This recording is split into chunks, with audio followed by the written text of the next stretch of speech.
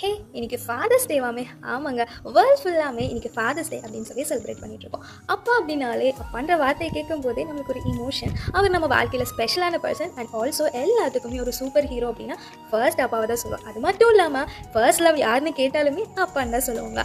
ஆமாங்க, அப்பா பற்றி சொல்லணும்னா சொல்லிக்கிட்டே போகலாங்க. ஆமாங்க, தான் பையனும் பொண்ணும் நல்ல நிலைமைக்கு வரணும்னு சொல்லி தான் கஷ்டப்பட்டாலும் பரவாயில்லன்னு சொல்லி நினைக்கிறவர் தாங்க அப்பா. அது மட்டும் இல்லைங்க, அப்பான்றது நம்ம ஏதாவது தப்பு பண்ணுறோம்ல, தப்பான வழியில் போகிறோம் அப்படின்னா, ஐயோ என் பையனும் பொண்ணு இப்படி தப்பு பண்ணுறாங்களேன்னு சொல்லி மனசை அடிச்சுக்கிட்டு பரிதபிக்கிறவர் தாங்க அப்பா. அப்படிப்பட்ட அப்பாவை சீப்பான தள்ளி விட்டு உனக்கு எல்லாம் தெரியுமா அப்படின்னு சொல்லி வெறுத்து இப்போ ஐயோ நான் இப்படி பேசிட்டேனே அப்படின்னு சொல்லிட்டு ரியலைசேஷன் மூமெண்ட்டில் இருக்கீங்களா?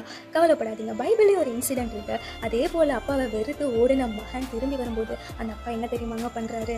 லூக்கா 15:20 சொல்லப்பட்டிருக்கு, அவனுடைய தகப்பன் அவனை கண்டு மனதுருகி ஓடி அவன் கழுத்தை கட்டி கொண்டு அவனை முத்தம் செய்தான். இதுதாங்க தகப்பனின் அன்பு.